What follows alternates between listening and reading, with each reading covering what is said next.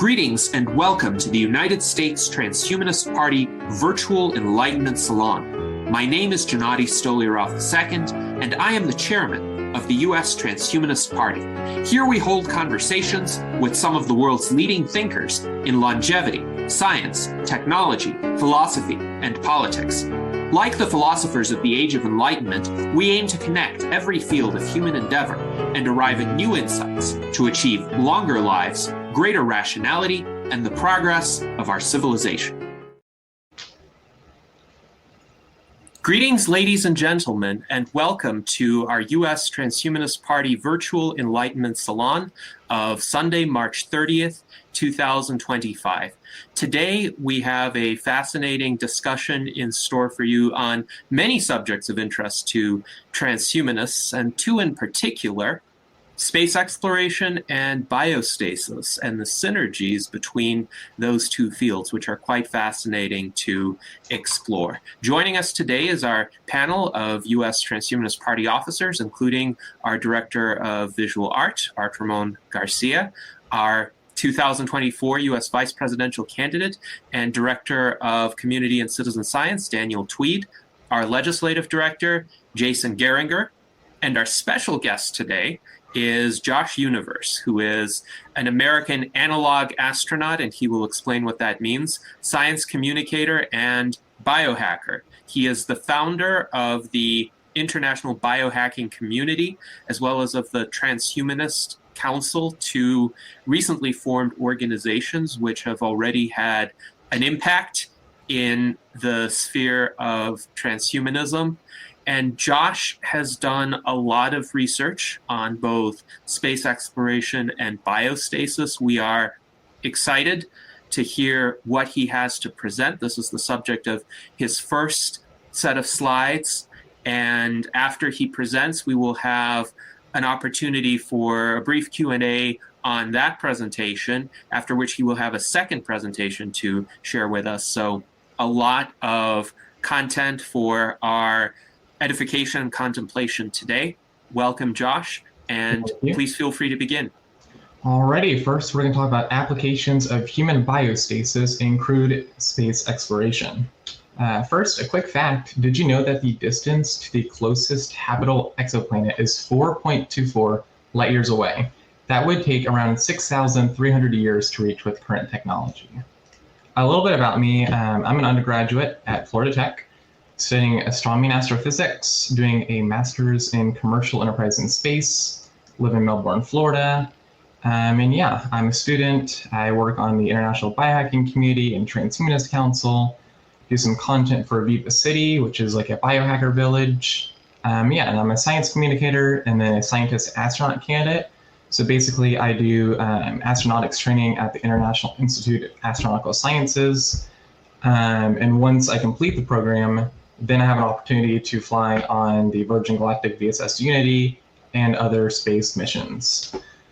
So here's how the slide's going to go. We have a history of cryonics, a history of space exploration, why cryonics in space, and then some applications. And then we'll talk about Q&A and contact. So first, just a brief history. It looks like a lot of slides, but I'll go through them pretty quickly.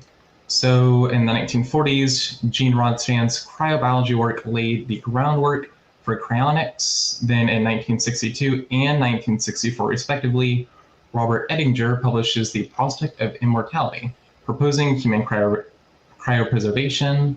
Then in 1967, Dr. James Bedford becomes the first cryopreserved human stored in liquid nitrogen. And down here I have references to anything I put on the slides. Here's a picture of Robert Ettinger. 1972 to 1976, Alcor and the Cryonics Institute were founded in the US. In 2005, the adoption of vitrification technology by Alcor and CI is used to avoid damage and preservation in human cryonics applications. Basically, it's like a medical grade antifreeze. So instead of doing a straight freeze, when you warm it back up, the cells will expand and will burst, which is not good for revival. They use vitrification technologies to help streamline it. 2005, CryoRest was founded, which expanded cryonics into the international horizon. Around 559 humans are cryopreserved globally. That's not taking into consideration the people who are signed up for cryonics. These are people who are in biostasis. There's still skepticism in general culture. Here's a graph for Alcor showing their cryopreserved patients. So those are people who are cryopreserved in the doers. So you can see it starts at 0 and then it almost goes up to an exponential type curve. Then there's some new startups working on brain preservation and mind uploading. So then now this is current day. Alcor is doing in-house research with the RAPID program, and then CryoDAO launched the CryoRat token project, which is high sub-zero preservation and revival of a small mammal. And it's funded through this CryoRat token, which is like a Web3 Bitcoin kind of alternative. Here's a picture of it. A brief history of space exploration, because not everyone on the slide may understand, what cryonics is, and same with like space exploration. So that's I'm providing both histories. 1957, the USSR, Soviet Union, launches Sputnik 1, which begins the space age. 1961, Yuri becomes the first human in space in the Vostok 1 mission. 1969, Apollo 11 from the United States lands man on the moon. Here's Yuri over here. Here's references. 1971, the USSR launches Soyuz 1, which is the first space station. 1986, Mir was launched, which became the first modular space station. And then 1998 to 2000, the construction of the International Space Station begins with permanent habitation in space. Did you know that NASA actually plans to deorbit the space station in 2030 with their ISS Space Station Transfer Plan? Here's references. 1981 through 2011, NASA's Space Shuttle program enables reusable human spaceflight. In 2011, Curiosity rover lands on Mars, which marks continued robotic exploration on Mars. In the 2020s, Artemis, which is like the second moon program, commercial crew supply and transport through SpaceX were launched. And here's a picture. This is the Orion capsule by NASA, and this is capturing the far side of the moon over here, and then Earth over here. All right, let's talk about why cryonics in space. Why would we want to do cryonics or any type of human biostasis in space exploration? First, it reduces metabolic needs, which reduces consumables like food and water, which obviously the more consumables, the more mass on a spacecraft. The less mass you have, the much less consumables, the less cost, which is a key factor in space exploration. Smaller crew habitats and life support systems become feasible, which also reduces the cost. And yeah, can reduce the spacecraft mass by around 25 to 40%, but this number can vary depending on the vehicle, which reduces the fuel requirements and cost. Here's a rendering of this is the SpaceWorks proposed torpor transfer system. This is done in around 2011 in a presentation to NASA. And this is not cryonics, this is different, but this still does reduce the metabolic rate. And we will get into how we can go from torpor to cryonics. Additionally, it reduces isolation, boredom, and conflict because, well, you're not really going to be talking to anyone. May protect against radiation aging via metabolic suppression, which is reducing the production of reactidin oxygen species. Hibernating animals retain muscle, which we're animals, and bone better than non-metabolic restrained humans, just normal humans, just walking and just being in the space station. Here's a cool graphic by Isa, which shows some benefits of hibernation, including reduced forms of metabolism, which can include cryonics. So let's get into some applications. Do not be shocked. I will break this chart down for you. So on the y-axis, we have the metabolic activity. So starting from stopped all the way to normal, right? We're all at normal metabolic activity right now. We have on the x-axis, we have duration. So starting from minutes to hours to days to weeks to months to years and eventually to thousands of years. So we have torpor via therapeutic hypothermia. So this is mainly in research with ESA and NASA. There was a recent project in last year, 2024, of of a torpor experiment with NASA, and we'll get onto that later in the slides. Then we have just normal hibernation, induced cooling, which is going on animal testing right now. We have a naturally induced hibernation / low metabolic state. I'll make that more visible for you.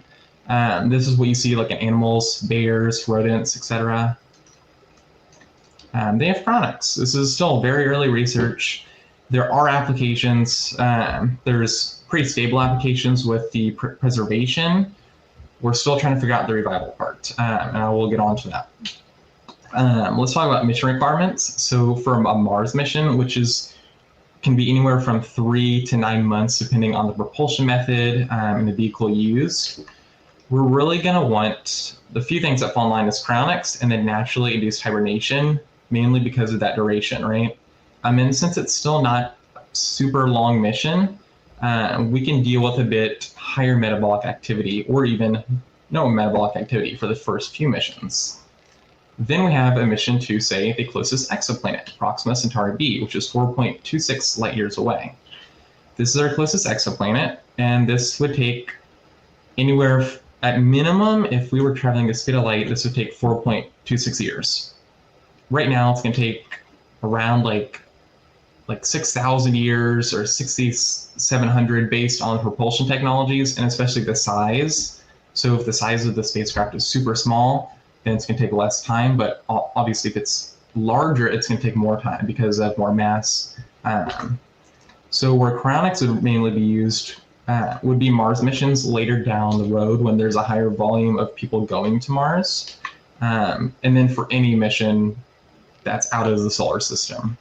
Because at minimum, it would take 4.26 years, and that is going at the speed of light. Nothing with current knowledge of physics can go faster than the speed of light. Anything that would theoretically be observed would be called tachyons. We have not observed anything. So that would be called, we can call that kind of our celestial speed limit. So for that, we would need cryonics because we need the metabolic activity to be as low as possible because of our limited lifespans. So next is mission suitability. So I will break this down again. Right now we have no intervention. So this is fine for the moon or LEO, which is low Earth orbit. So that's the space station. Slightly faster rate of aging because we're in space. Also because of increased muscle atrophy, decreased bone density, and increased psychological risk. Then we get on to therapeutic or cooling hypothermia, which is going to be more suitable for Mars, Venus, and even, if you wanted to stretch it, the gas giants. So there's going to be a slightly slower rate of aging because of that reduced metabolic activity. Slightly decreased bone density, right? Our bones are still going to, the bone density is still going to reduce because there is still some metabolic activity with therapeutic and cooling hypothermia.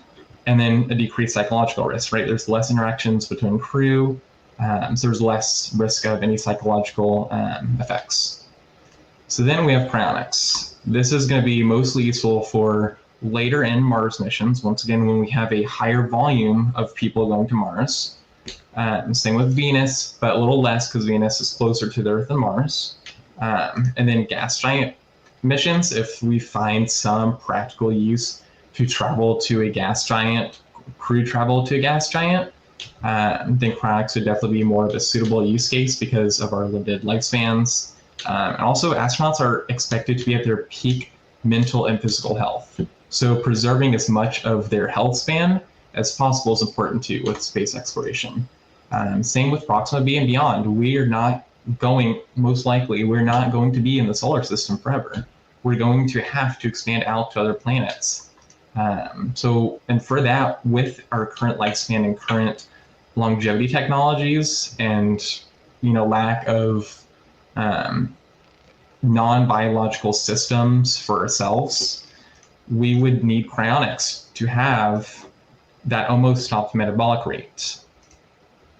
And around 0% rate of aging, there's almost no metabolic activity, and then decreased psychological risk for the same reasons, then almost no bone density loss because there's very, very, very limited metabolic activity.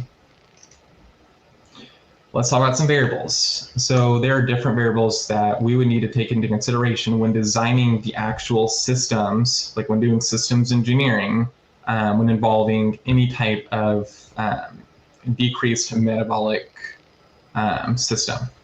So first is current lifespan capabilities. That's a pretty obvious one. Without metabolic intervention, longer lifespans will allow for different types of systems, including crew rotation schedules. So that's when someone is cryopreserved or in torpor, and then they exit cryopreservation or torpor to be able to check on the people who are and to check on the ship health and all that. That has a lower technological threshold, so we don't need as much advanced technologies for crew rotation schedules, which is great for missions like going to Mars. But if we have longer lifespans, then we can do without the need for fully autonomous systems and less of a technological advanced gradient for these longer missions. Same with current health span. So health span is basically the portion of your lifespan which you're in a healthy and functioning state. So yeah, astronauts are expected to maintain high mental alertness and strong physical health. More metabolic activity can lead to increased muscle atrophy and other psychological and physiological decline. Same with the increased risk of delayed degenerative diseases like cancer, usually come with a higher biological age. Okay, psychological limitations. We have not sent a human beyond the moon, which means we have limited data with respect to the psychological effects of long duration space travel beyond low Earth orbit. Now, we do have information from the International Space Station. Here's some of the key effects: circadian rhythm disturbance, depression, and isolation.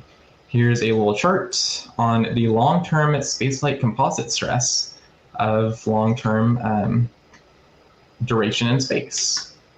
So we have microgravity, noise, these are the causes, social isolation in narrow space, and then circadian rhythm disturbance. This wouldn't be an effect, this would be a cause due to the microgravity environment. And then yeah, it can lead to depression, can lead to neuroplasticity, negative effects of neuroplasticity, and then cognitive impairment. This is an important one, the maturity and the respective biostasis technology. Currently, there is no NASA TRL, this is the scale I'm using, technology readiness level 5, I'll explain what that is, or higher applications of any biostasis technology for human space travel.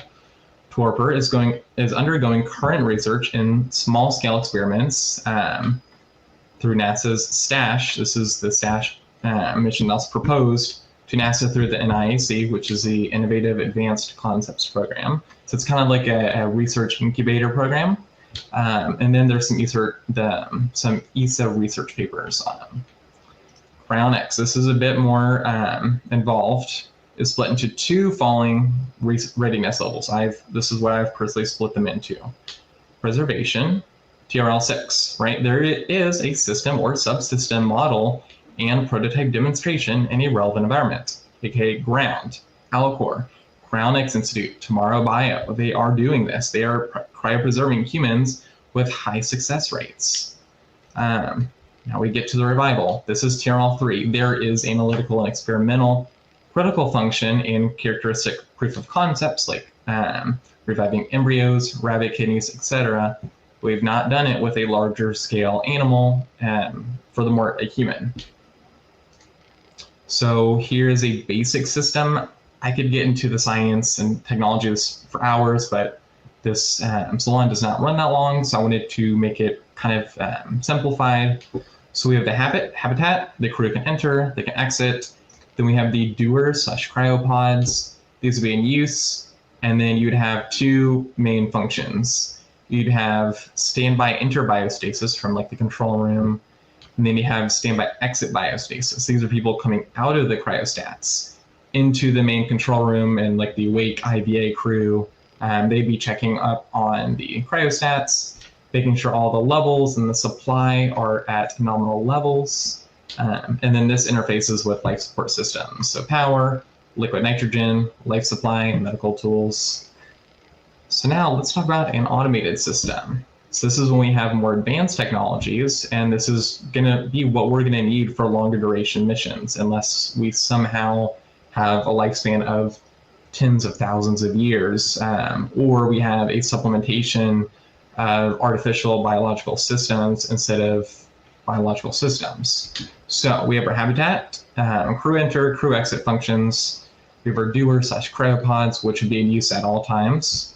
We have our sensors, just as like what, you'd have the sensors in Alcor, which would see the LN2 levels, backup power, because you technically don't need power to cryopreserve a human because it's all done with liquid nitrogen, and they're basically stored in like big thermoses, which helps keep the temperature cool.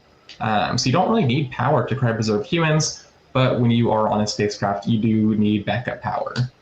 Same with spacecraft health and structure.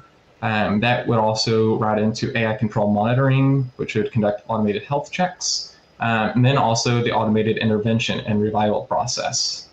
And then this would plug into the power and cooling subsystems, and then maintenance robotics. Because once again, for long duration missions, you're not going to have that crew rotation.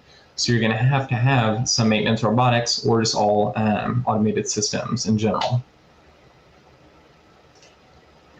Here's a quick QR code for presentation feedback. I know this was a bit fast. I wanted to break it down as much as I can. If there was anything you missed, you are also invited to go back through the live and then take your time and then view each slide. Same if you have any questions, please take your time with that. So yeah, if you just want to take a minute, scan that. All right, thank you, Josh. And while people look at the QR code, I do have a question for you. Okay. First of all, it does seem that for most people, this kind of application of biostasis or cryonics actually seems a bit more intuitive. And the reason for that is they've been exposed to it through science fiction for many decades now. There's a famous episode of Lost in Space where essentially a mild form of biostasis is used to convey astronauts to another planet. And this, of course, would need to be highly reversible. Right now, the main challenge with cryopreservation is how does one successfully revive somebody who has been cryopreserved? And if that person was legally dead when they were cryopreserved, there's a certain degree of tolerance for damage because, yes, there might be damage from freezing via the earlier cryopreservation techniques or damage from the vitrification process that has been used more recently. But the assumption is, first of all, they would have died anyway. Second, by the time they can be revived in the future, there will be technologies to repair that damage. But with trips to space, trips to other planets, first of all, one would need to have the method of revival available right there on the spaceship. And second, there would be much less tolerance for damage because essentially the person coming in is healthy and you want to keep them healthy for the mission. You don't want any freezing damage or vitrification damage. So it would seem to be a more challenging task than reviving somebody who is legally dead. But if you could talk about the technological progress that would be needed to get there and how those challenges could be overcome, I think this would be very interesting to our viewers. Yeah, so right now, once again, we are at a TRL 3 for the revival. The preservation is almost, I would say, it's at TRL 6, so it's not fully production ready, but I would say within the next few years, I would say we could get up to a TRL 8, obviously not a TRL 9 because that would be actual use in space, but a TRL 8 to where, maybe NASA or ESA would be able to test cryopreservation in space aboard the International Space Station. With respect to revival, I'm just going to be very straightforward. We are a long ways away with that. There is limited research right now, and there's almost no human testing with cryonics revival. There is a little bit of research and testing with smaller scale organisms. Like there is success with embryos, rabbit kidneys, etc. But let me go back to what CryoDAO is doing. They're doing this cryo-rat research project, which they're basically taking, I believe it's a rat, and they're cryopreserving it, and then they're attempting the revival process. So this is a significantly larger organism than an embryo. So I'm definitely going to be following their work and seeing what they're doing, but I anticipate it's going to be several years of the smaller scale testing. Maybe in, I would say maybe 10 years, we would start to have like the first human testing, or maybe Alcor or the Crownix Institute or Tomorrow Bio might start doing actual human revival. That depends a lot on the research that goes into it, especially on these smaller scale projects. And also just like the patients, like what they legally signed, like when they want to be revived, and the earliest that any of those patients would want to be revived for science. So once those are met, and once we get both of those subsystems up to about a TRL7, then we can start doing testing in microgravity, right, aboard the International Space Station. That I would anticipate that's going to be done on a commercial space station and not on the International Space Station, mainly because of space constraints, because this would be testing of an actual human cryopreservation on the space station, not just like a rat or like an embryo. So we can get up to that TRL level 8, meaning, hey, it's been tested in a test environment in microgravity, and it is ready for production implementation, whether that's a mission to Mars, mission to Venus, or even beyond.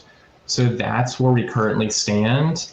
And once we can get these TRL levels up, then we're going to be in a good place. Right now, technologies like Torpor, this is going to be much more feasible within that intermediary between getting these TRL levels up and getting production implementation of cryonics in space. And the balance between longer duration missions like Mars and other planets within our solar system, not beyond. By that point, we would likely be using cryonics at that point. But between them, we would be using Torpor once we actually have some production use. But the good thing is NASA, they are already getting some experiments going and research going with this, and ESA is doing some research too. Yes, thank you for that answer. And it seems, based on what you've said regarding the technology readiness levels, per Zach Richardson's observation, yes, we're currently at level 3 and we need to get to 9 in order to achieve feasible and reliable revival from cryopreservation in space settings. And looks like you've got a diagram that can be pulled up here.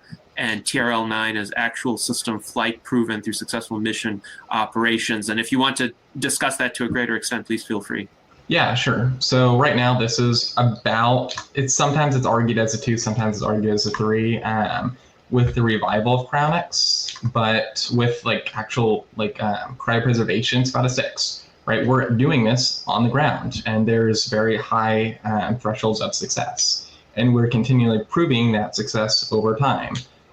You can go to the Alcor's website or CI's website and see their published case studies. Actually pretty interesting.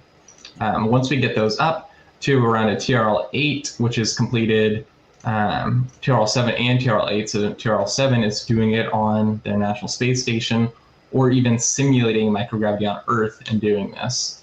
And then TRL8 would be, say, doing let's say a good example would be if a mission was done around Mars, using a normal Homeland Transfer orbit around Mars, cryopreserving a human, taking them around Mars, taking them back to Earth, and then reviving them. That would be more of a test flight because that shows that longer duration needed where cryopreservation would be useful, and not just on the International Space Station. So once we get up here, then we can actually use it for real production missions at a TRL9. All right, thank you for that response. Rudy Hoffman wonders, what is the definition of torpor in this context? Is this like induced hibernation? Are humans going to be hibernating the way that bears do, or the way that, say, reptiles do in colder temperatures? Yeah, so torpor is basically kind of like artificial hibernation. It's not like as metabolically, it's not reducing the metabolic rate down to like full hibernation that like a bear would go into. So it's kind of like in the middle ground. Think of it as like enhanced long-term sleep is how I would say it. There's still going to be some consumable requirements to maintain that metabolic rate, but it's not going to be as much as no metabolic intervention, right? Just think about the people on the International Space Station, but it's also going to be more than full metabolic intervention like cryonics. So it's kind of like a middle ground. Yes, and this is interesting. I wonder if this kind of induced torpor could have an effect on the rate of aging. So let's say this technology becomes available to people in space. Could it also become available to people on Earth? And let's say you or I decide, well, we want to be around to see a later point in human development, maybe benefit from more advanced technologies. So can we choose at the time at which this technology becomes available, say in a few years or in a decade or two, to go into torpor for most of a particular day, maybe be awake for a couple hours per day or even a couple hours per week, set up AI agents to take care of our day-to-day business in the meantime? Would we then age more slowly while in torpor, enabling us to persist to a later time when more advanced technologies are available? Yeah, you could certainly do that. Yeah, I mean, especially since we're doing the testing on Earth, the technology is going to be ready for production use on Earth before it's ready in space.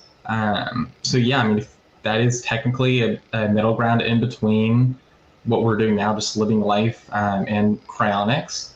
So this may be something that people would be more interested in, especially now that we can use AI agents to do almost everything.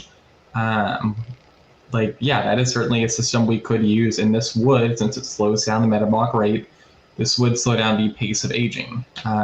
So yeah, that could be a happy middle ground, yes. Yes, this is quite an interesting concept, and it really is the first time that we have discussed it on our virtual enlightenment salons. So thank you for inspiring that idea. Now, Art Ramon writes, this might be feasible unless it is somehow detrimental coming into and out of hibernation. Yes. So I'm wondering if you could talk about that in terms of technologies that induce hibernation or get one to awaken from hibernation. Is there a way to do it gently, non-invasively, so that people just fall into a deep sleep for an extended period of time, and when they awaken, maybe they awaken naturally, maybe there's some sort of way to time the hibernation and anticipate when they're going to awake of their own accord? That's actually a good question. I don't know too much about that, but what I would say is obviously a gradual, like how you cool down someone. Obviously it's different because in cryonics you administer like 20 medications, at clinical death, but just like how you do the controlled cool down process, once the person's actually at like a cryonics facility, you could do the same thing with torpor. So you could have, whether you do it automated or manual, could have someone administer you, X amount of medicine to get you into an unconscious state, and then gradually introduce all of the consumables and stuff into the system. And then you'd have to have the medicine continue to be administered and circulated to keep you in torpor. And then I would assume you'd have to do a gradual not like a gradual cool down. We'd have to gradually reduce the doses of the consumables in the medicine to a state where it slowly brings that metabolic activity back up to a normal state. You could also use technologies like VR, virtual reality, in conjunction with this to somehow naturally make it feel like you're going to sleep. So you could make it more of like a kind of like a meditative VR program you could do in conjunction with this, which I think that would definitely make it feel much more natural. And I feel like it would make it much more acceptable in the general use and not seen as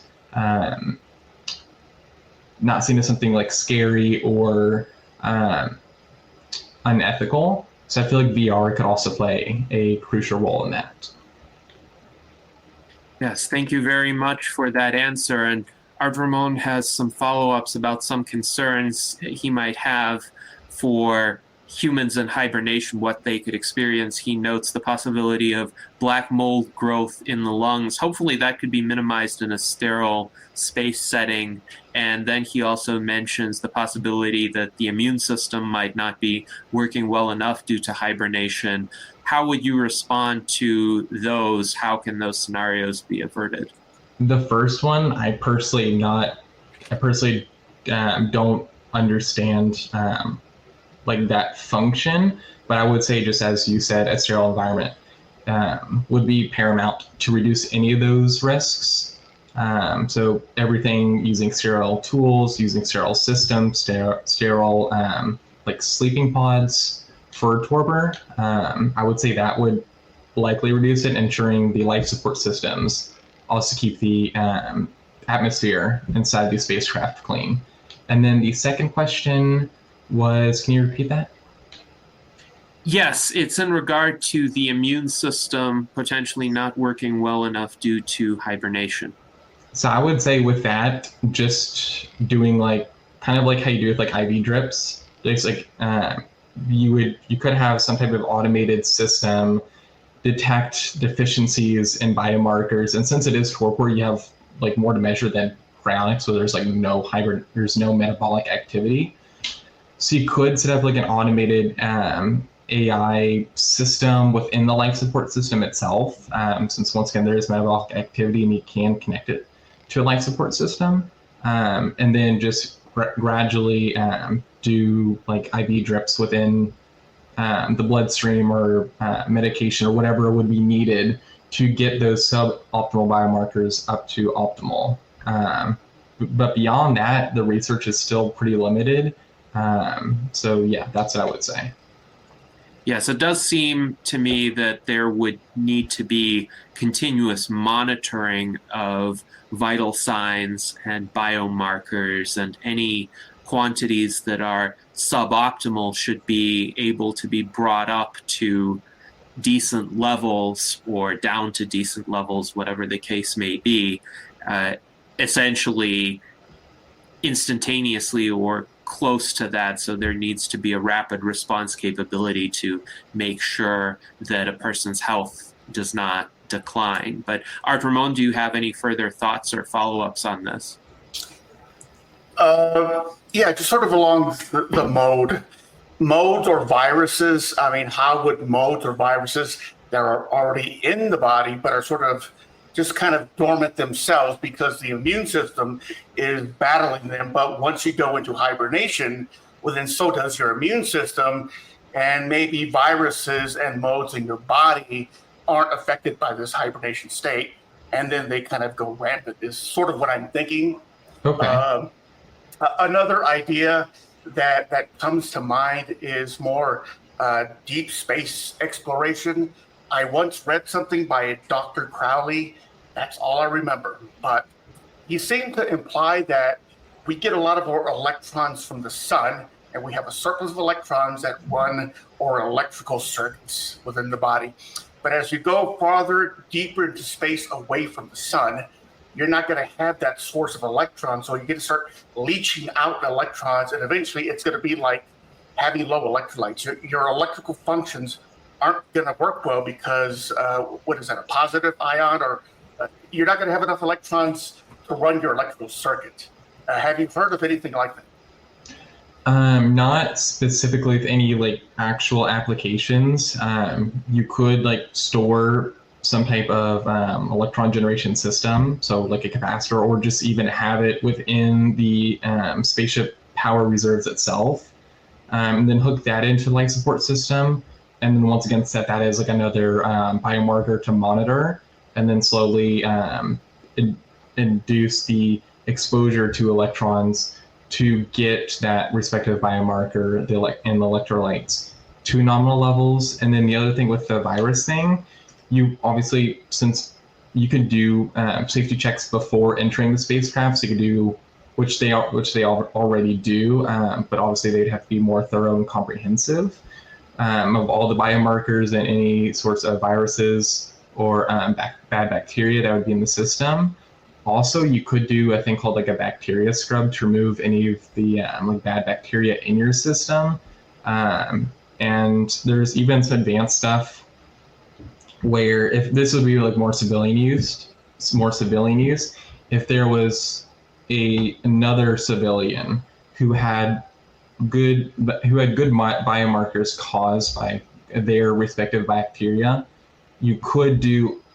It's a little bit disgusting, but there is like a protocol. There's a person named Josiah Zahner. I think her name is Josie Zahner now, who did a protocol where she transferred the I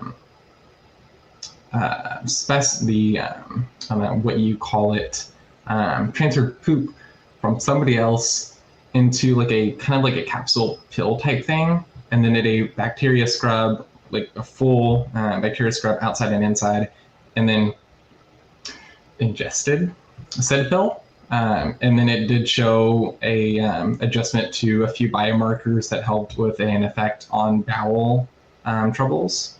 So you could even do something like that for civilians, where, because if you're doing like something for like, astronauts or scientists who are on a mission for specific goals, you just be selective. You'd be like, okay, your biomarkers don't line up.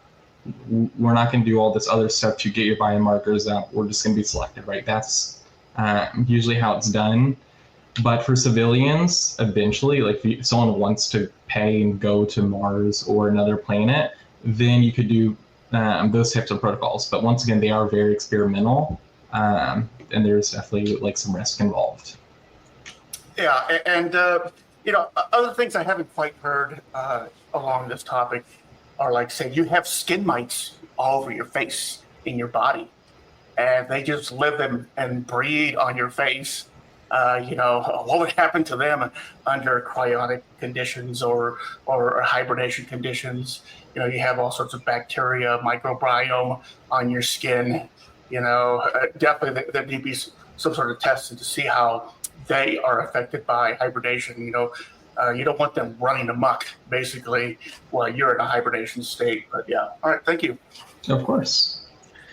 Yes, and I would hope that in the future, more, let's say, refined approaches are developed as compared to the biohacking approach that you described, which strikes me as highly risky, apart from the aesthetic displeasure, but hopefully people could isolate just the beneficial bacteria that could help somebody's microbiome and figure out a way to ingest those bacteria, to replicate them and ingest them, bypassing the digestive system, which would typically break them apart. But I understand that's still a field that is very much in its infancy. Let's do one more question on this presentation, and then we will have you present your next set of slides. This question is from Xiaomi Redmi 13. How do animals that do go into torpor avoid organ failure or deterioration of organs in general? And could this be used or initiated with humans, I presume?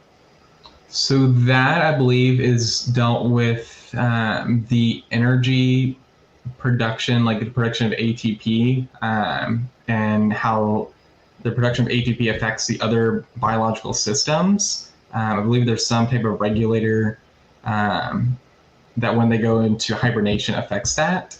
I don't know 100% on that. I'm happy to send a email to you and look into it more if you want to skim my contact. But that's, I believe, is the regulation of ATP and how it affects other biological systems. But besides that, I don't know too much about that. But the good thing is with human cryopreservation, we have these measurable biomarkers. We already have existing protocols and stuff to get those biomarkers back to nominal states. So that would be my answer for that. All right, thank you very much for your answer. And I'll echo Colleen Pridemore, who says, thank you, Josh Universe, for bringing this presentation to us. And we will have more questions on these subjects later, but now please feel free to present your second set of slides. Alrighty, this is online communities for transhumanism, longevity, and biohacking.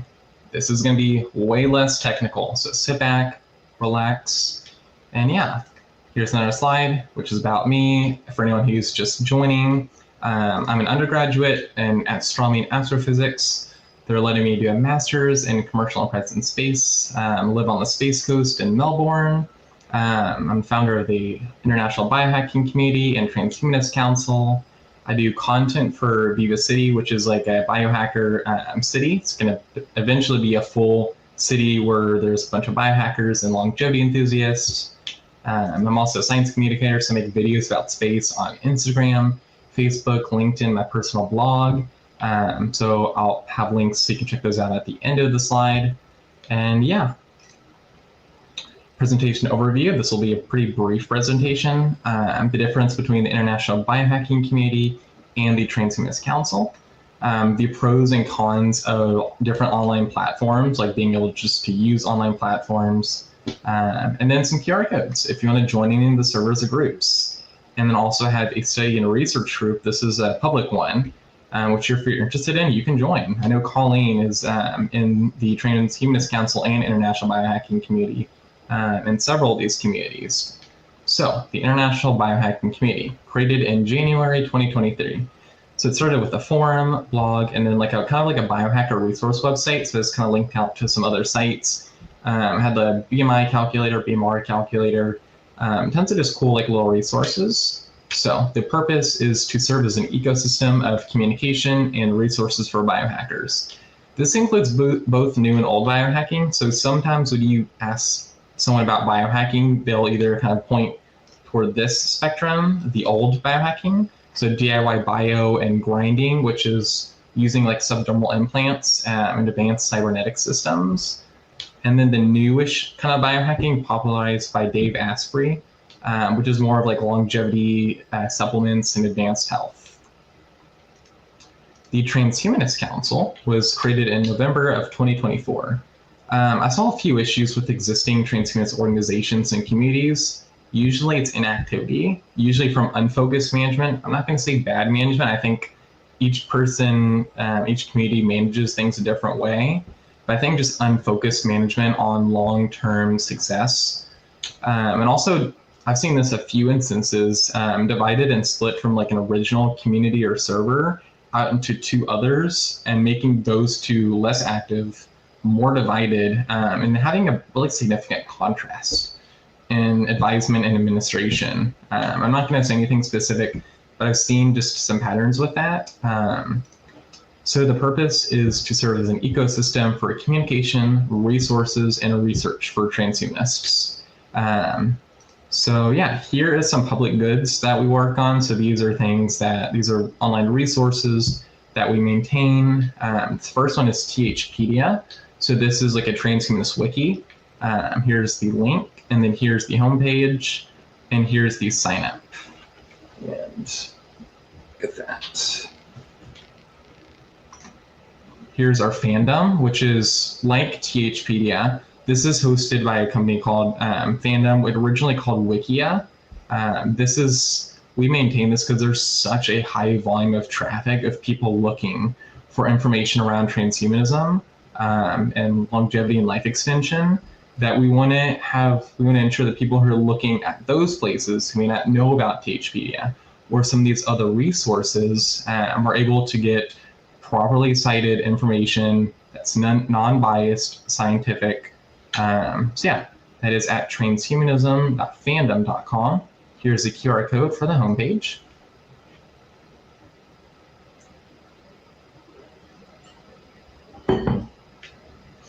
Here's a little, this is as complex and advanced as it's going to get. Here's a chart of different online platforms and the pros and cons. So if you're trying to decide, okay, what platform do I want to kind of like focus my attention on, or really, develop genuine relationships with other people on, I have a list of the different platforms. So first you have Discord. The pros is that have the unique feature, they have voice channels, also encourages real-time conversations. The cons is it's not private. They do not respect your data privacy, and also discourages long and detailed discussions. Fix this. Reddit. This is great for topic-focused discussions, right? You can add like a post flare, and you can also filter between post flares. This also encourages a good mix of real-time and asynchronous discussions. Once again, the cons, it's not private, and there's also separate platform guidelines, which could restrict what topics and subjects that you talk about. Also overlapping topics.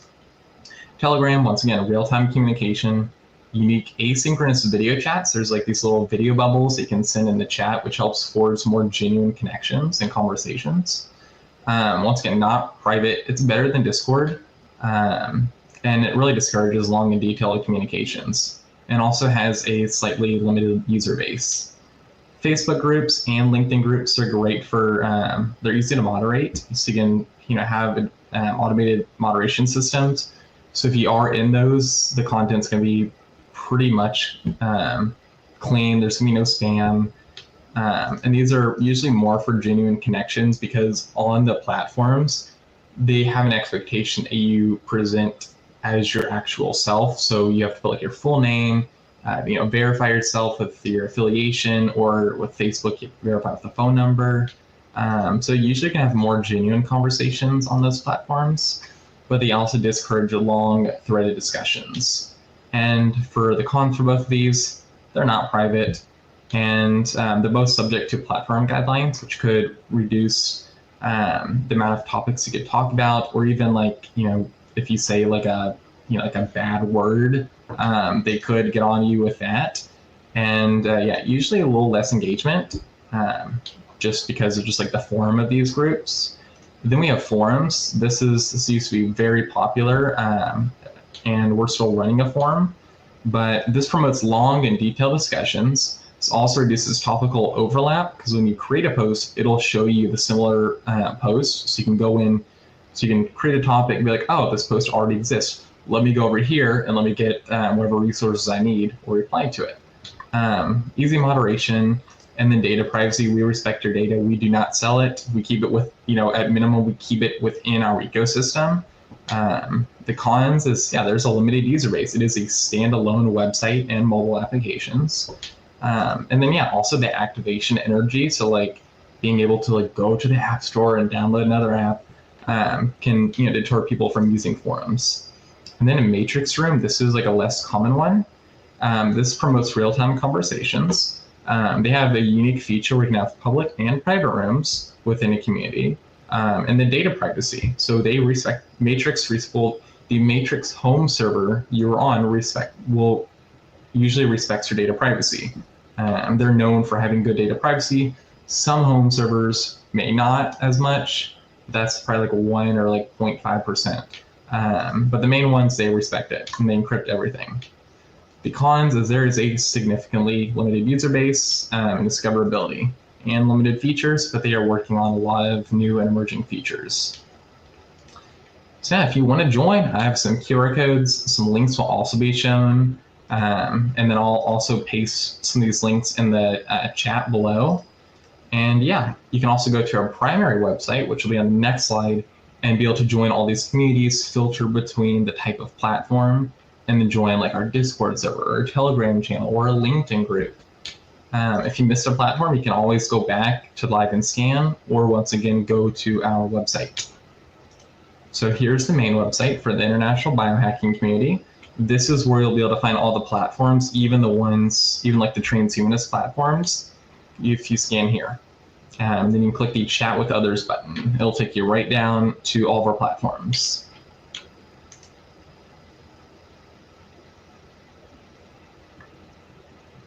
Also, if you want to get involved in any research groups or even like physical events and stuff, you can scan this. It'll take you to our involvement form. It's 100% free to fill out. And yeah. So here's the main website for the Transhumanist Council. This is still in early development. You can scan here for a homepage, and then this will take you to the same involvement form hosted on this website. So I'll give you guys a minute if you guys would like to scan those.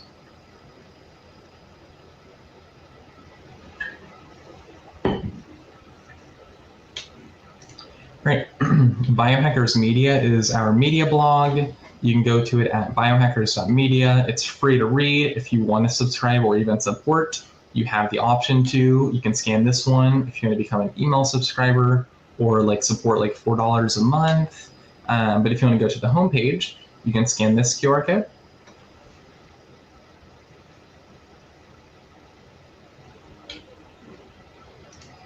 So here's our forums. This is something that I'm going to be working on a lot and have worked on a lot. There's all sorts of different categories, topical discussions. There's a groups feature. So if you're in one of the research groups, it'll also be like in the Discord, it'll be linked to the respective forum research group. You can link your forums account to the Discord. Soon we'll make it so you can link like your Reddit username if you'd like. You can add all sorts of different links too. So if you want it to be like kind of like your digital home on the internet, you can also set it up that way, and it'll show on Google too, which is kind of cool.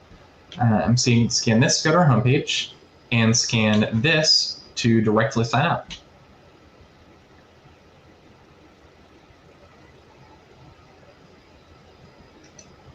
So here's our mobile apps. So if you're on iOS, we have a test flight app. We're still working on get it fully published to the App Store. And we're making some final improvements. So if you scan this, it'll prompt you to download an app called Test Flight, which is like Apple's and iOS's beta testing application. And yeah, you can download the Forms mobile app here. And then for Android, which is on Google Play, you can scan this QR code. Eventually, I do want to add support for F-Droid, which is like a free and open source Google Play alternative, and same with the Aurora store. So stay tuned for those. If you're in any of our Discords or Telegram groups or anywhere else, we will send an announcement once we get the F-Droid and the Aurora store apps ready.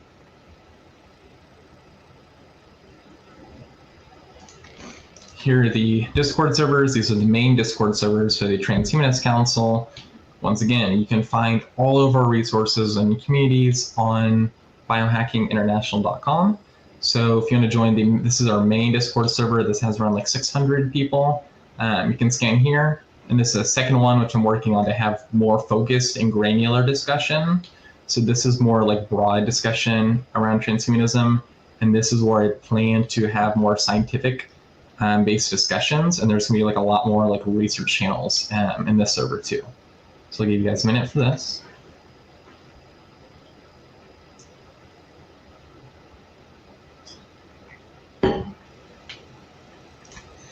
All right, if you guys want to join one of our reading groups, this is by someone named Reborn Scavenger on Discord.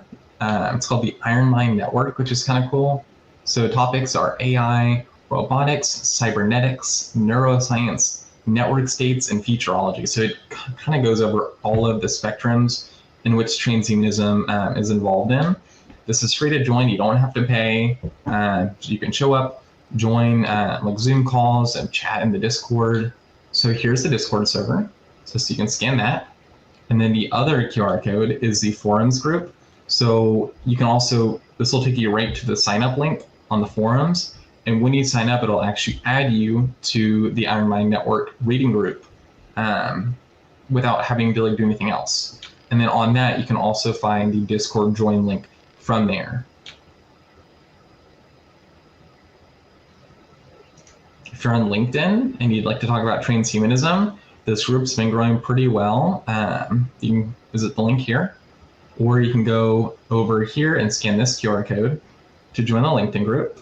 And this is gonna be more, usually more professional discussion. I'm sharing news articles and stuff. And yeah. Once again, if you're on Facebook and you'd like to join our Transhumanism Facebook group, I know Gennady has posted a few times on there. You can scan this QR code here.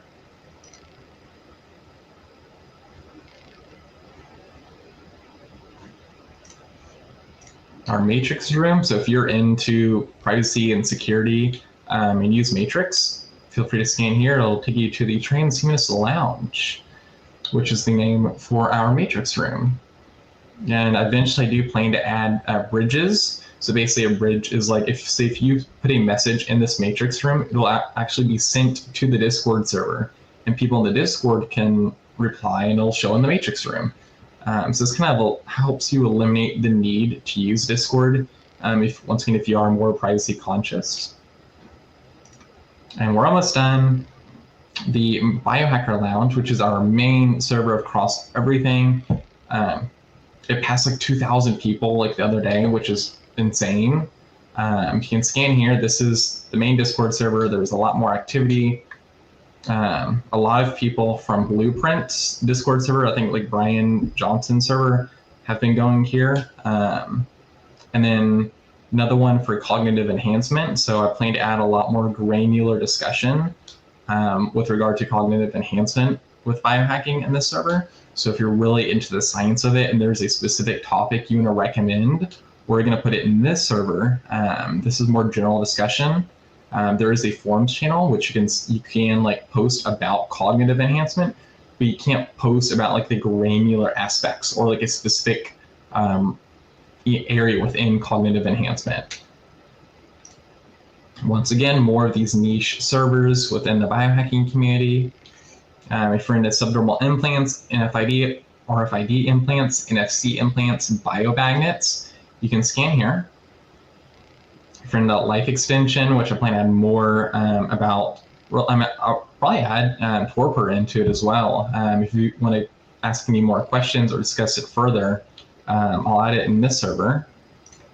And these are also connected to like Reddits. So there's the platform called Reddit. They have these different online communities.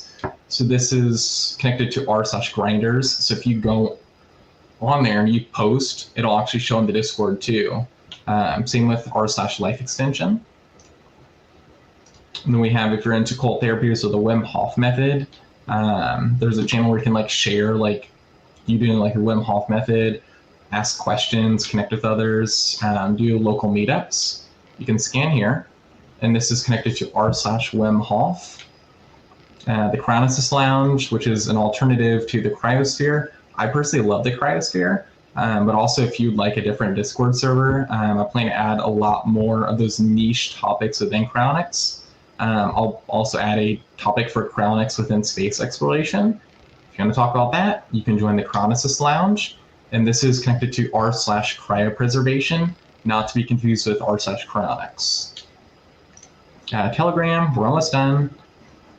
You can scan here. This is our Telegram group. This is almost at like 200 members. It's been growing a lot, even though I haven't really posted about it a lot. So if you want to join, you can go here. There's no stringent like approval process needed.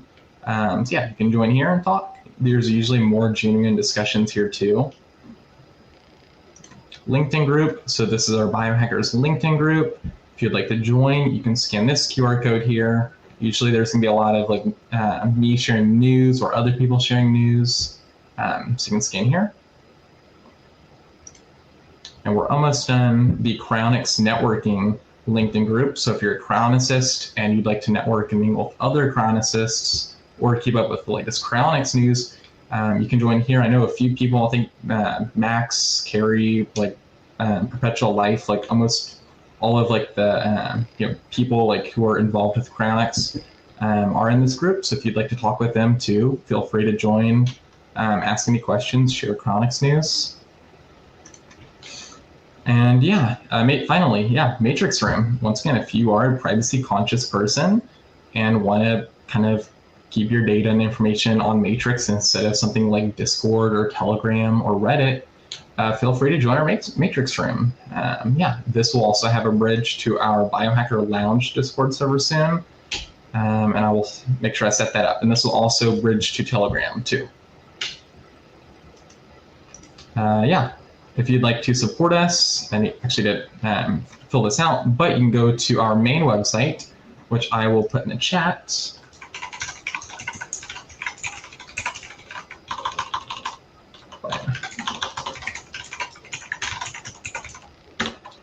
So you can go to our main website, which Gennady should put in the chat, and then you can scroll down and you can donate like $5 a month, $20 a month, or if you want to do like a one-time donation, you're free and invited to. This just helps us maintain our infrastructure. Everything goes to running our infrastructure, digital events. Soon we're going to do physical events, and then like any like software, anything we use to maintain the community. You don't have to pay to join. You can join for free. But if you'd like to support us, feel free to.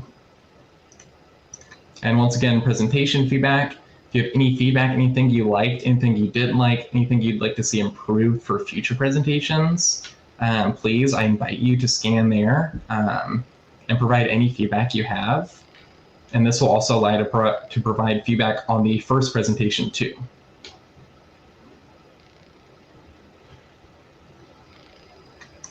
And yeah, if you have any questions, let me know. Put them in the chat. Once again, if you want to connect with me on LinkedIn, just shoot me a connection request. If you have any questions, send me a message. I'll talk. You don't even have to be connected to send me a message. I have open like messages on. So yeah, if you want to contact me, you can scan here, or if you go to my Linktree page, you can scan here. And this will take you to like my science communication stuff, like my Instagram and my Facebook if you're into space content. All right. Thank you very much, Josh, for your second presentation. A lot of content for us to explore and for our viewers to explore as well. And Rudy Hoffman says, bravo for this initiative, Josh. He also has certain observations that I think are worth discussing. So he writes, each of these platforms seem to require checking on and keeping up with, and he confesses he has a challenge just checking his 2 required business and personal email platforms. Can anyone else relate to this? Well, I can relate to this as well. There has certainly been a proliferation of different social media platforms, different ways of being contacted and receiving information. Of course, there's still email, and as Rudy points out, most people have multiple email accounts. Most people have social media accounts like on Facebook or LinkedIn, and then different social media for different purposes like X and Instagram have slightly different flavors. There's Blue Sky, which was mentioned in the chat, which is essentially largely populated by people who have left X because of issues or disagreements with Elon Musk. But for instance, the USTP has a presence on both X and Blue Sky because we want to reach those different demographics and different constituencies. And Zach Richardson points out, if your goal is to get widespread, you want as many modes as possible. So he can relate to Rudy's concern as well. And sometimes each of us individually feels like we're a bit spread thin. But on the other hand, our message needs to reach different communities, people who prefer to be contacted in different ways. And the challenge there is one person can't really have an extensive presence on each and every platform to be successful as an organization in reaching these different constituencies.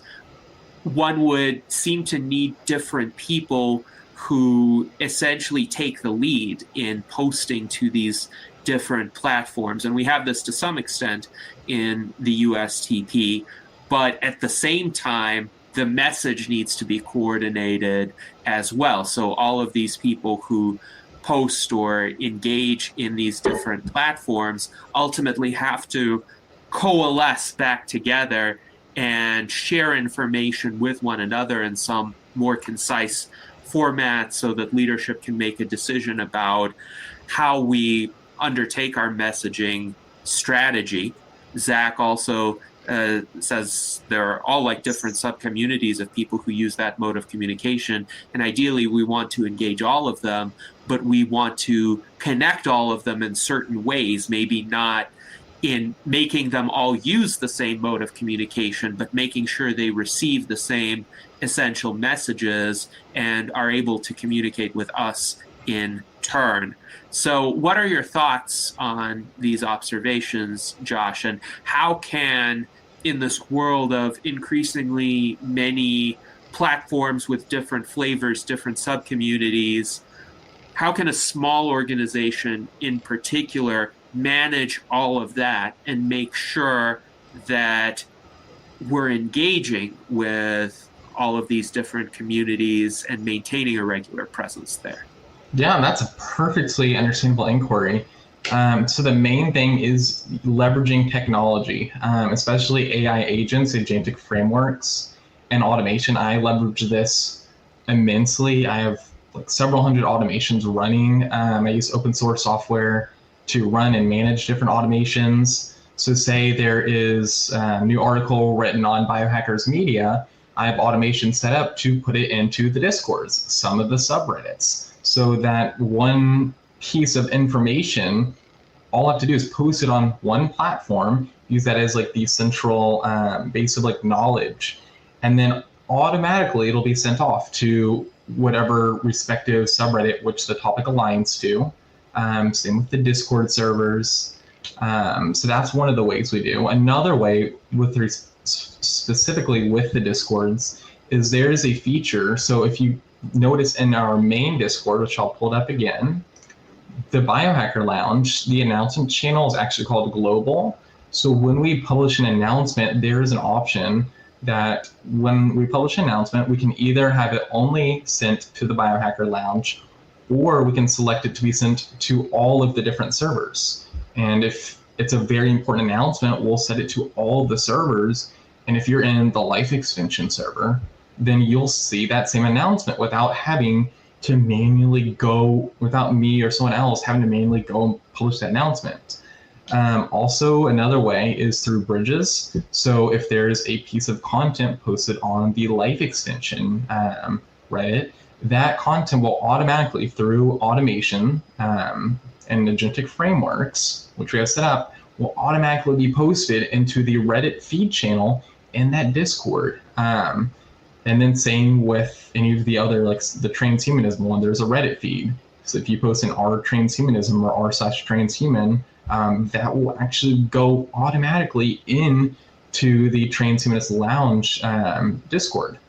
And that'll be in the Reddit feed channel. Another way, especially with moderation, or if there's like a bad actor in one of the in several of the Discords, we have a Discord server where we are able to interact. So I'm able to interact with other people helping maintain, whether it's like a subreddit or a Discord server. We're able to all effectively communicate either with an urgent channel. So we have several channels, and we have it organized by like the different Reddits, the different Discords. And if it's something urgent, we'll post in that urgent channel, and we'll figure out, resolve whatever needs to be resolved. Or if there's someone in multiple servers, we're working on a program to where we can mass ban someone. So someone is in multiple servers, we can go in, see if they registered. Basically, like if something happens with the Discord, if there's like a compromised Discord, whether it's like account exploitation or like a bad actor, we're able to quickly restore the Discord and then any members that have been like removed from it. But that also allows us to mass ban someone if they're misbehaving in one server or posting something just like bad or nasty. We're able to effectively take swift moderation decisions with respect to that. And then for Facebook groups, they have their own systems called admin assist. So you can set up, if 5 people join, you can set up a welcome post. It'll say, welcome, please introduce yourself, meet the admin team, which will be like in a comment below. Same with the Discords, I have an automation set up for that. And also like I'll like go in, like if people join, I'll manually do it too, because I want to welcome them and tell them to introduce themselves in the introduction channel. Like I'll actually deep link it. So it's really about leveraging, and same with the forums. The forums I have connected, if there's a forum post, it'll go into one of the Reddits, and same with the Discord and the forums channel. And then same with connecting the different platforms through the bridges. So if you're on Matrix, which there may not be a lot of people on, we're still able to allow you to talk with other people in the Discord server. We're still working on this. Just using the bridge system, which there's like publicly available bridge like extensions that are able to use and plug into Matrix and Telegram, and then that allows almost seamless communication between all the channels without having to be in all the channels.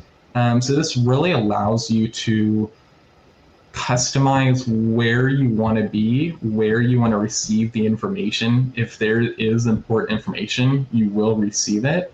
If you're privacy conscious, you can be on places like Matrix or Telegram. If you want more long-threaded discussions, you can just hang out on Reddit or the forums with the mobile apps. So it really allows you to customize where you are, how you want to communicate the modals you want to communicate in. And using the technology and automation allows it to reduce the time that I spend on like maintaining things or the time that others would spend. So it's really technology and automation that really allows such a small organization to have everything kind of connected into a nice, vibrant ecosystem. So yeah, that would be my answer. Yes, thank you very much, Josh. And as Zach Richardson writes, that is a master plan, connecting all the social media networks. And indeed, what you have outlined is essentially a master plan, an infrastructure that you're developing on various platforms, and an intention that is already beginning to be realized to connect them so that there is automation involved in cross-posting to those platforms or interacting amongst them. And Jason Geringer, our legislative director, concurs we need more automations going on. We have in the USTP so many social media platforms. We have, of course, our Facebook group and Facebook page, and we have Facebook groups for individual state transhumanist parties as well.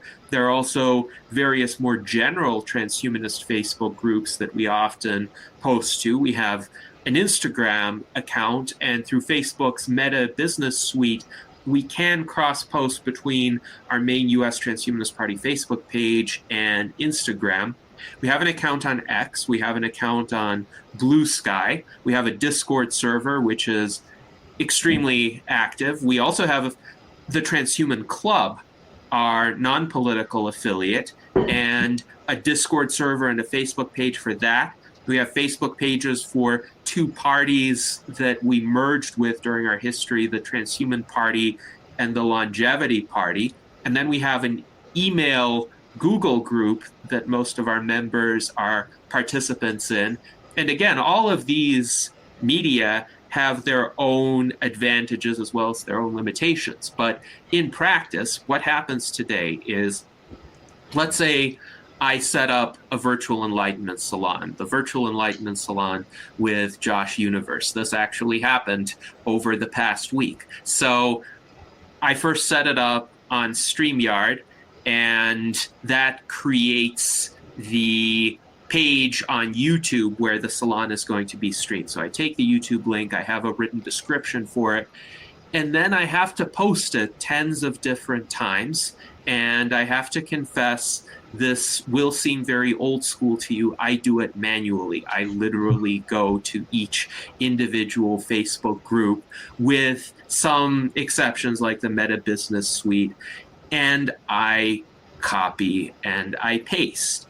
And then Facebook has the option to invite people directly to the event, which I utilize. But in some cases, if I invite people as the page, I literally have to select every individual follower of the page and click on that person's name to invite them. And I know there's a certain probability that some people will accept and join us for the salons. And then, of course, I make posts on Discord, X, Blue Sky. Each of them has character limits, by the way, so I have to tailor the posts to those character limits. And then I set up an email. I set up special invitations for the speaker and likely panelists. In all, this takes me several hours per week. I would see it as a great benefit if we could harness automation to cut down this time greatly, because that's just one type of activity that we engage in. But any sort of message that we want to put out, let's say we publish an article on our website, or we have an important announcement about the USTP, let's say we have a vote coming up, or we've endorsed a candidate, we need to get it out to all of these constituencies as simultaneously as possible, and in a way that they will pay attention. So I know, for instance, in Discord, an often overused feature is the @everyone tag, and people get hundreds of these kinds of notifications. They tend to tune them out unless they in particular are tagged. But then if you tag them in particular, you want to make sure that it is actually about them. It is actually something that they will respond to. So having an overarching system of automation to get these communications out, I think will be very important. Rudy points out the term is called fragmentation of our message, which is not ideal. And I see this as having increasingly become the case, even relative to when I started as chairman of the U.S. Transhumanist Party in 2016.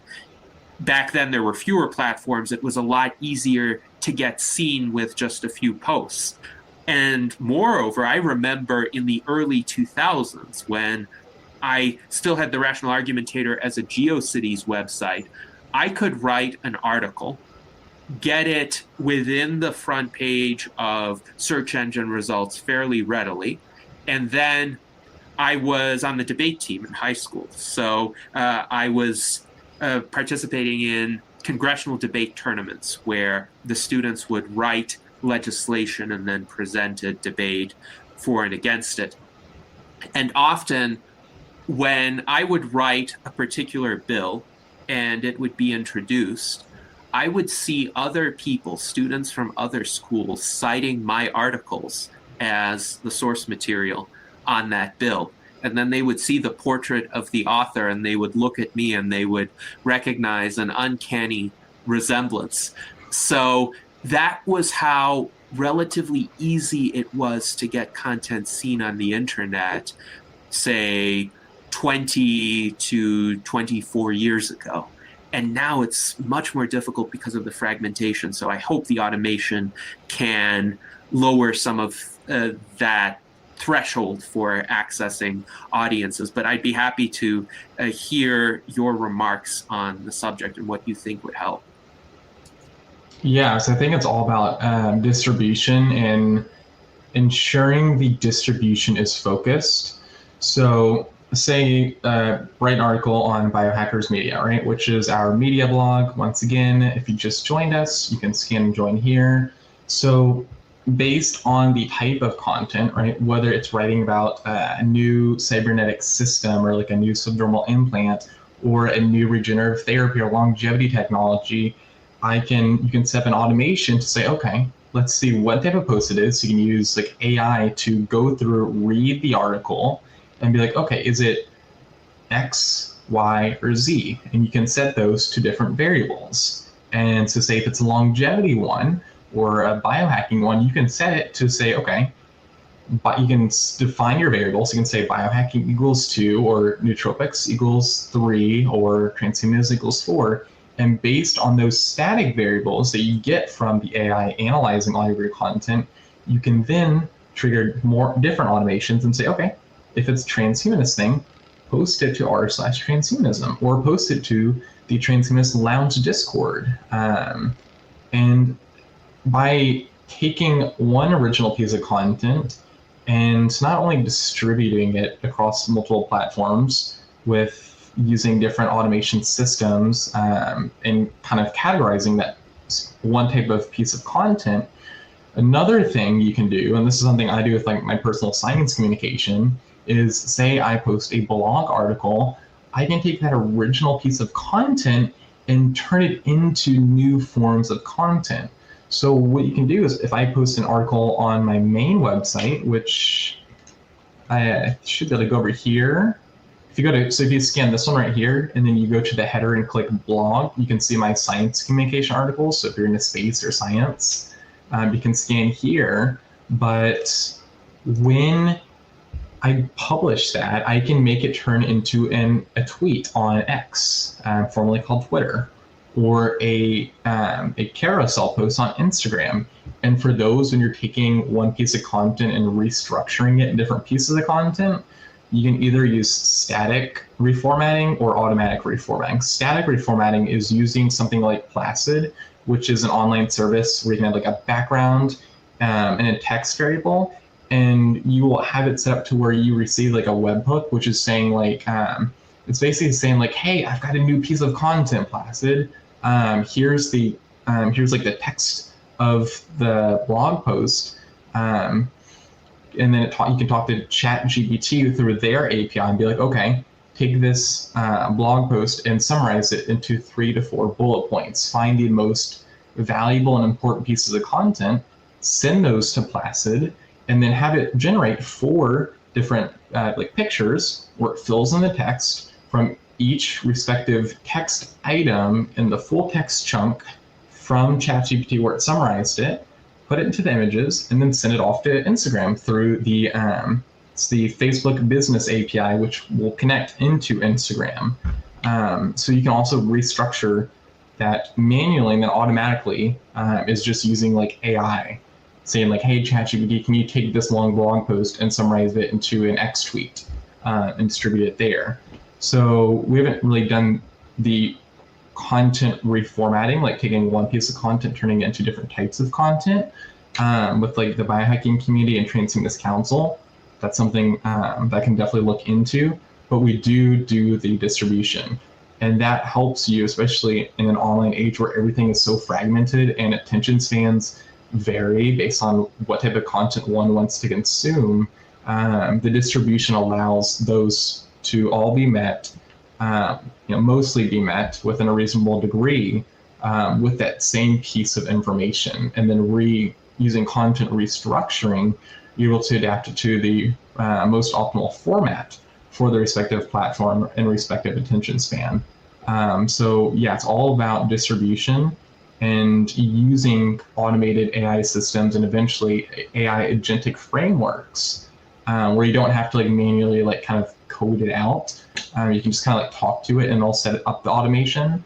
That's how I personally believe you're able to get your message out there through such a fragmented internet.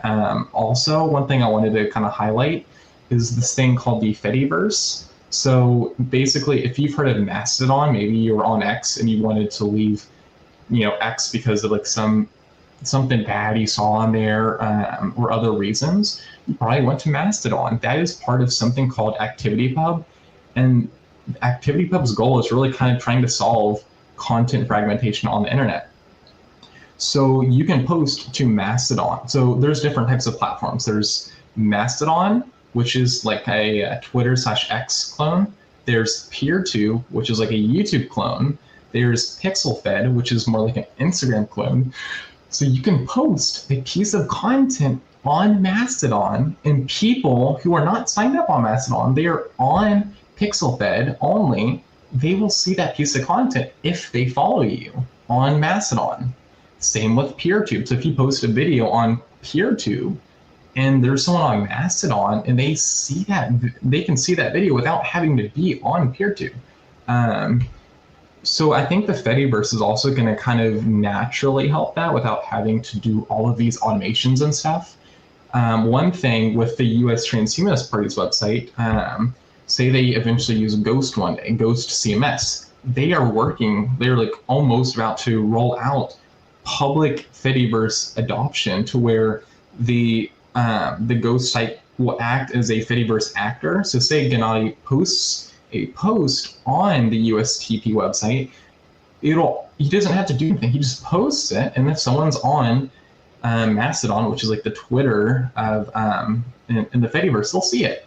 You don't have to set up any automations. You don't have to, manually publish it. The Fediverse protocol, which is called ActivityPub, will automatically solve all that. Also, say you're on X, you're following 50 people on X, and then you're on YouTube and you subscribe to like 200 people on YouTube.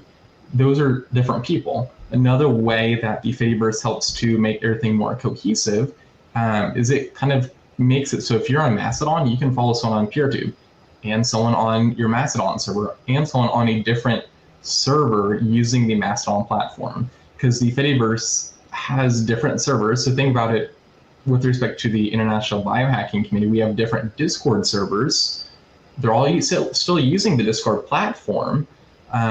They all have different topics they're focused on, maybe different moderation policies. That's basically the same model that's done with the Fediverse. On the Fediverse, you have the Mastodon platform. You have different servers within that platform. Some servers have very far right or far left moderation policies that kind of where the moderators will kind of filter the content that comes into their server and that's generated by users on that server to adapt with their moderation policies. So if you think about how the International Biohacking communities are all designed and automated and all this stuff, that's kind of what ActivityPub does. And I even have an ActivityPub server. It's called science.social.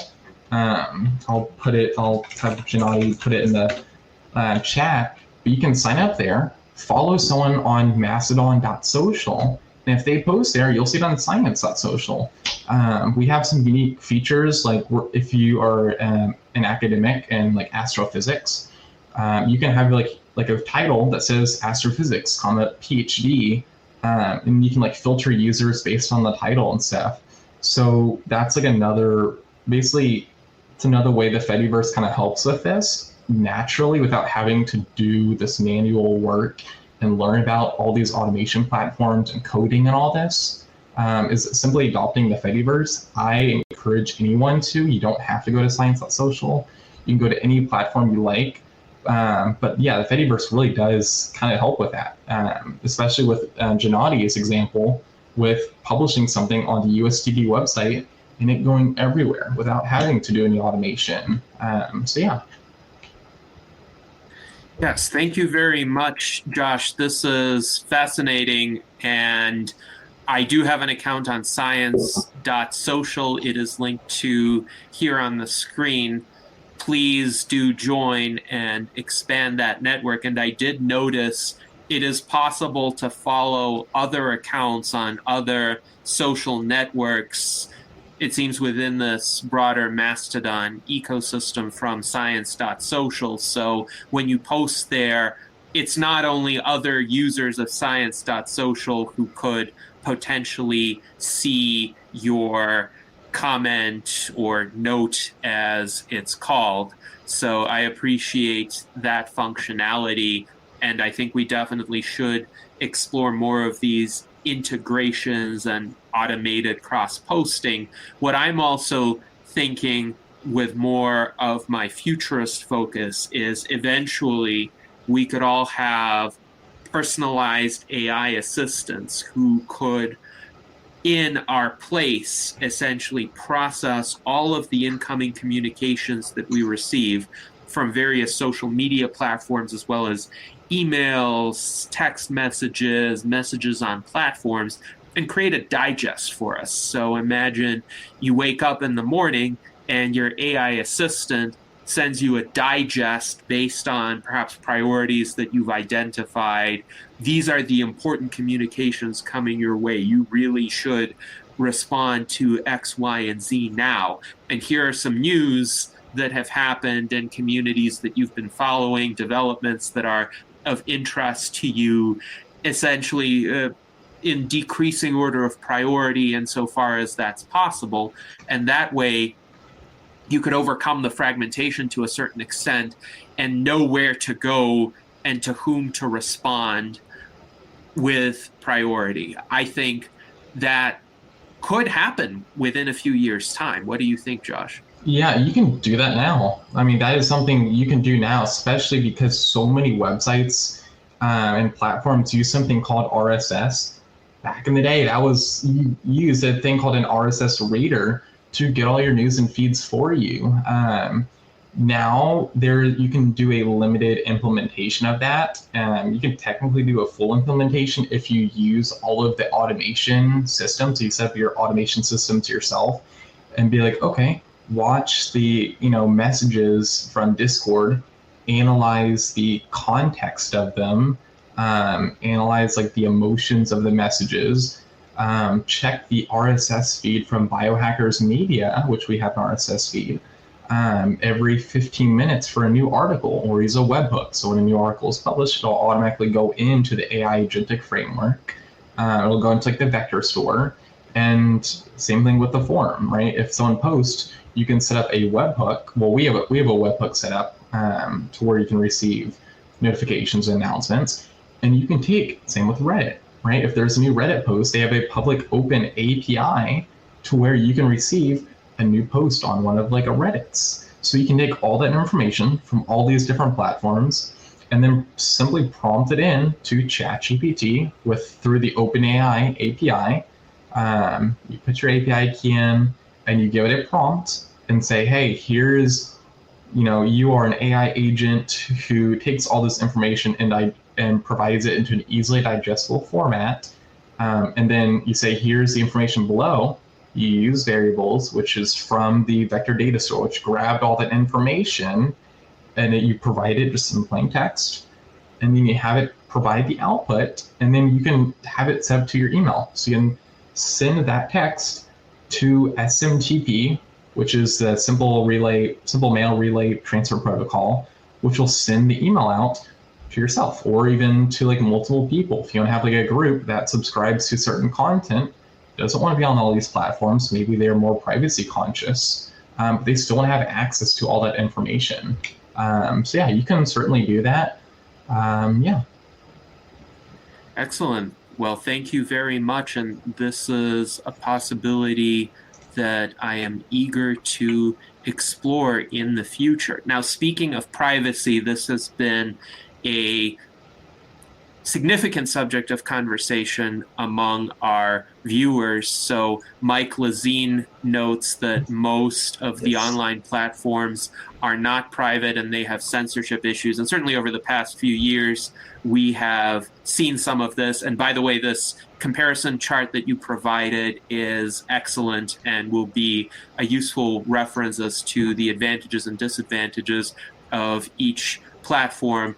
Xiaomi Redmi 13 writes, I don't think there are any platforms at the moment that are truly private. Let us know if you agree or disagree with that assessment. Mike Lazine does agree. He thinks the federal government and other lower level governments would not want to give true privacy because of the possibility of bad actors on the platforms. And I hope they don't go after me for saying this, but I have seen some of the content on 4chan, which has existed for a while. I am not a user of 4chan. I know of 4chan, and I know that even 4chan had certain protections in place put in a number of years ago against truly egregious content, but then some of the members there who didn't even want that level of protection migrated to another site called 8chan, which apparently is truly unhinged.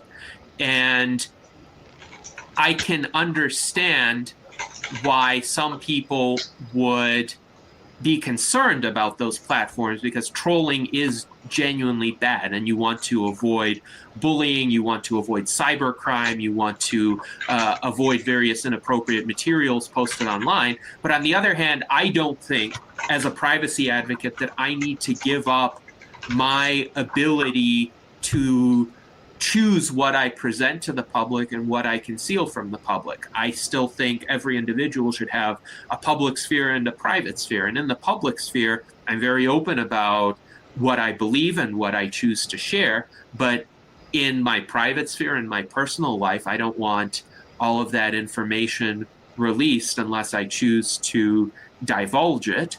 So I do think there needs to be some sort of way to enable individuals to customize their privacy online, and also make sure that trolls and bullies don't get away with their toxic activities.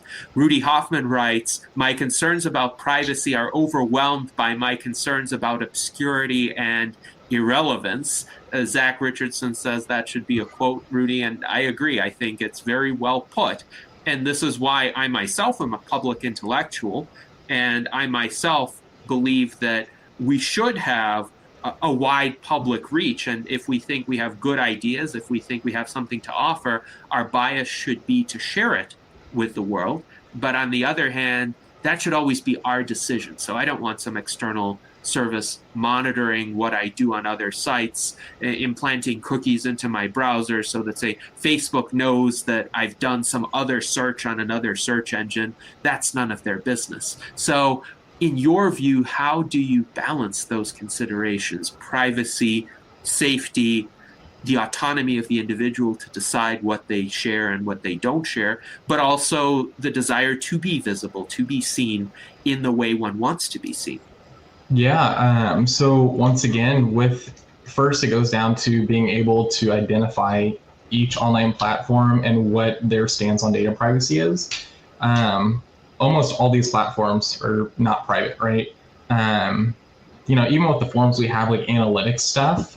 So if we wanted to figure out how to track someone down, we possibly could, but that's just used for diagnostics and stuff. So you could even argue that's not private. Really anything that's accessible via the internet is not private. Because even if you're on the forums or you're on a matrix room, you're running Windows 10 or Windows 11, which has Microsoft trackers and spyware built into it.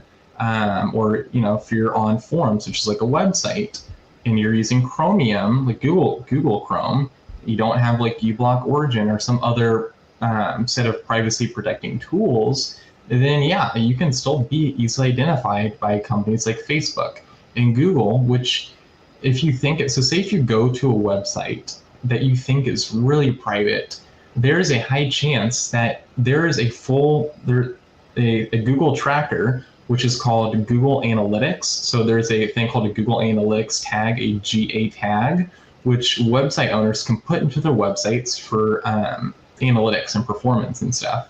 There's an enhanced version which can measure mouse clicks, mouse movement, hot areas on the website, right? It's where their most clicks are on the website. Microsoft Clarity can literally see a screen recording of a person using a website. If you get Microsoft Clarity, you put it on a site, you can see a full screen recording of someone using your site, clicking through things.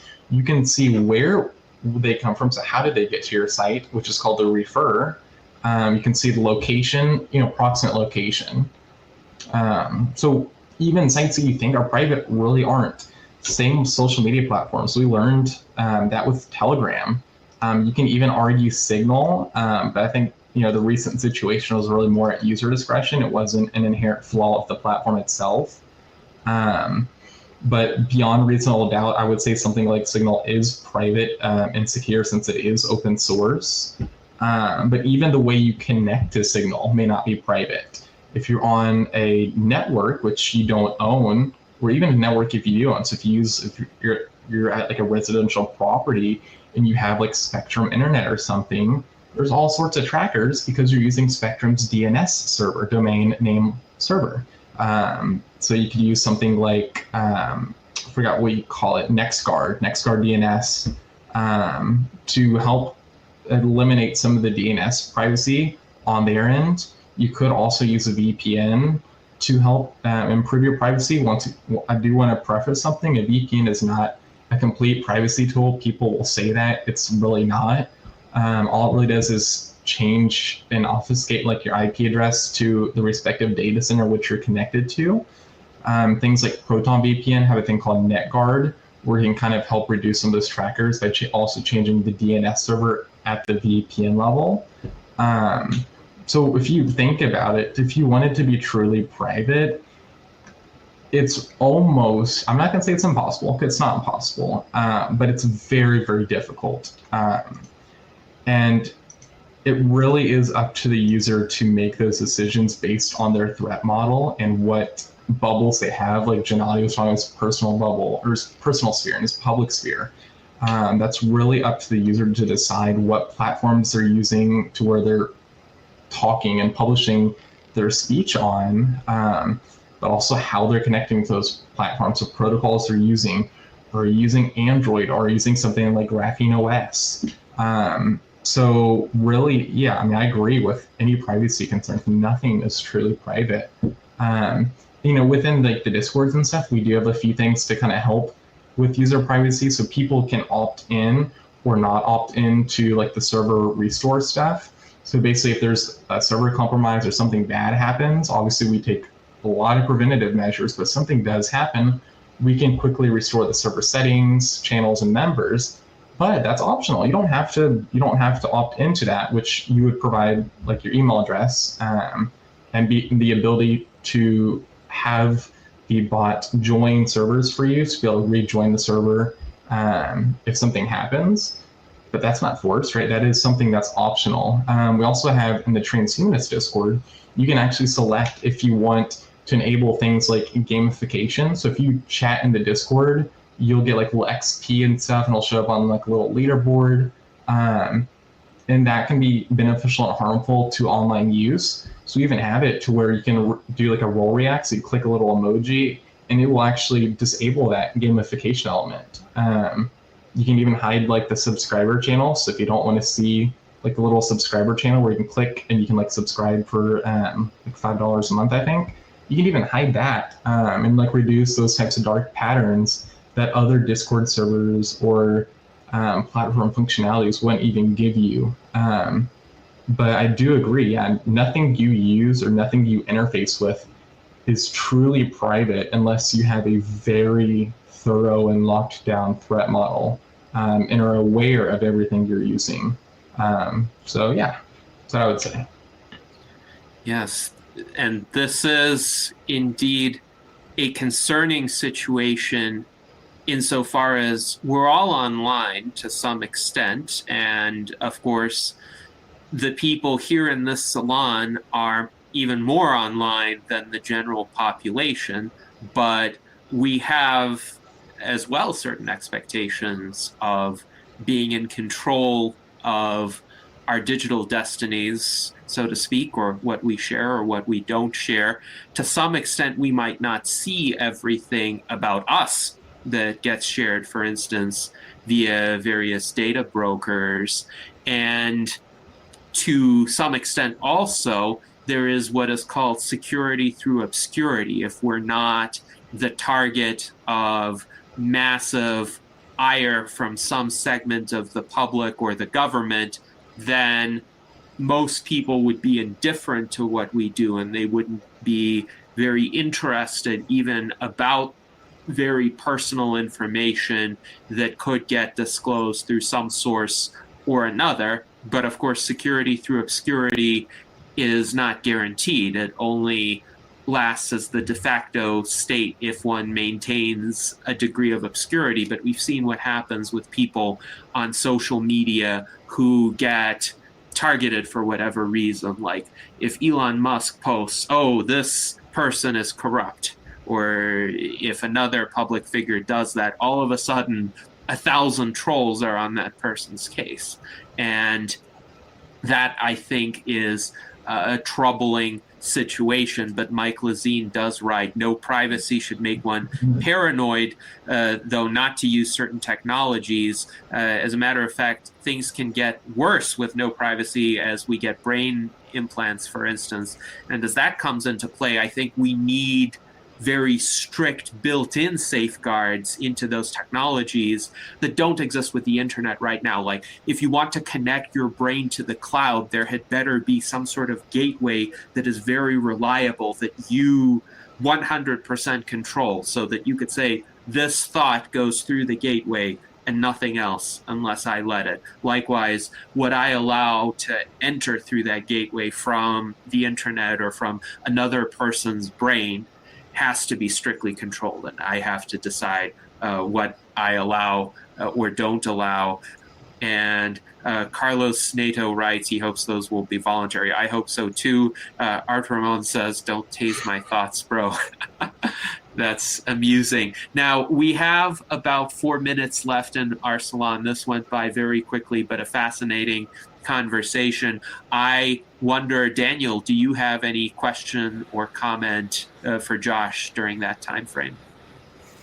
Wow, Josh, thanks for all the great work you're doing. I'm trying to rehome our internet presences. It makes sense that we've probably got some of the best talent in terms of brain power out there. So we should definitely be using it to create these state-of-the-art virtual experiences and communities.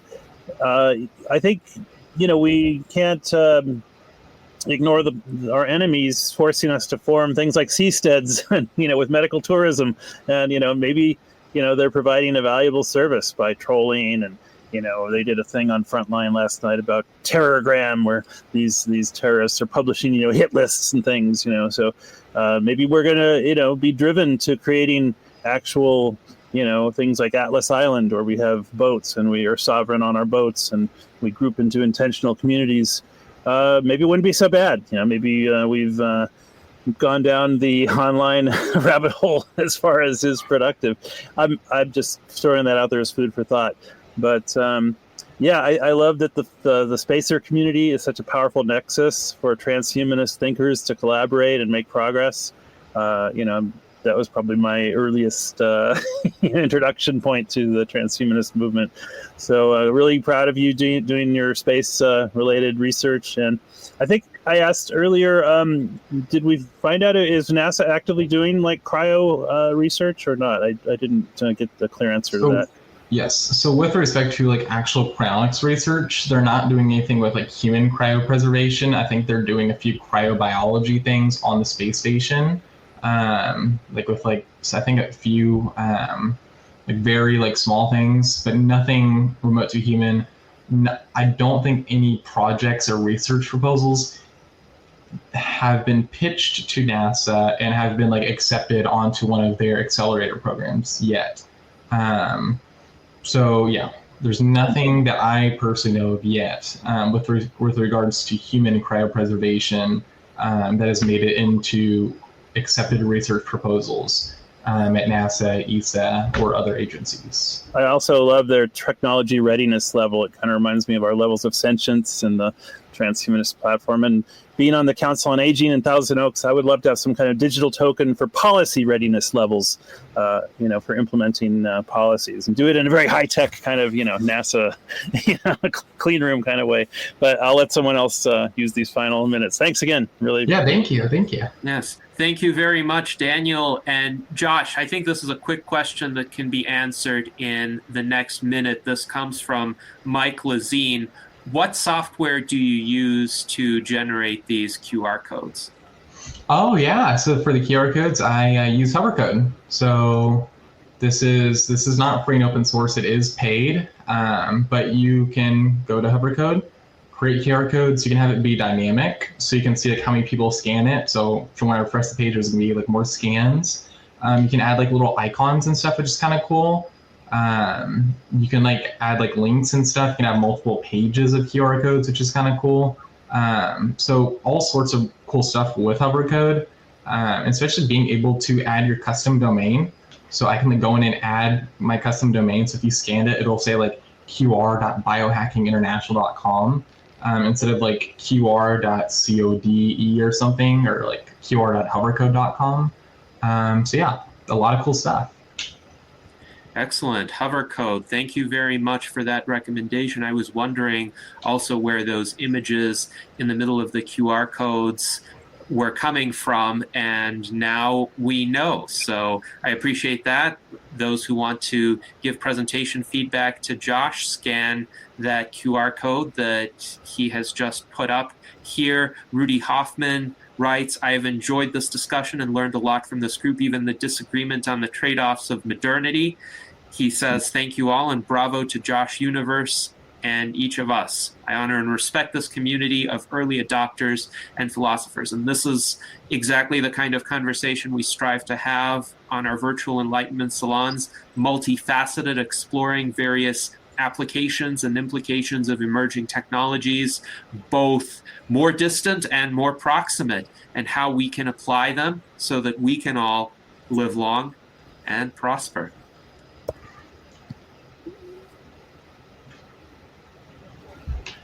All right, thank you all. And now I think we shall bid you farewell.